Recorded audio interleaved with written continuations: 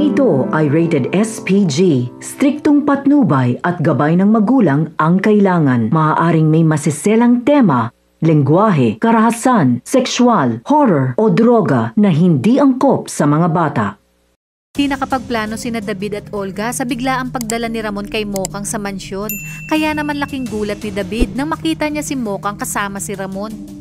Antala, akala ni David ay wala nang balakid sa mga plano nila ni Olga dahil sa pag-aakala niyang nakakulong na si Tanggol ay malaya na siyang makamkam ang yaman na dapat para kay Tanggol. Nit may mas malaking problema pala sila ni Olga dahil ang babae palang kanyang magiging madrasta ay si Mokang, kung saan kilalang kilala nga siya nito. Sinabi ni David kay Olga kung paano na lang pag nakita siya ni Mokang, sigurado umanong mabubuko sila ni Olga.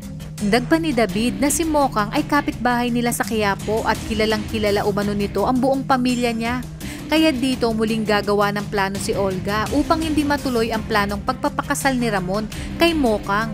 Dahil pag nagkataon umano, si Mokang ang magiging dahilan upang masira ang kanilang mga plano ni David at baka kay Mokang pa mapunta ang kayamanan ni Ramon. Sa kabilang banda, wala namang kamalay-malay sina David at Olga na nakita na pala ni Mokang si David mula sa malayo.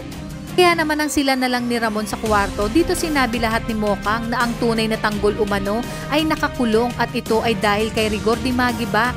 Kaya naman mas lalong nakumpirma ni Ramon na pinagluloko sila ni David at Olga. Ngunit ayon kay Ramon, hindi pa ito ang oras para malaman nila Olga na alam na niya ang buong katotohanan. Sasakyan muna niya umano ang mga palabas nila David at Olga upang hindi nga ito makakilos laban kay Tanggol, lalo pat nasa loob ng kulungan si Tanggol.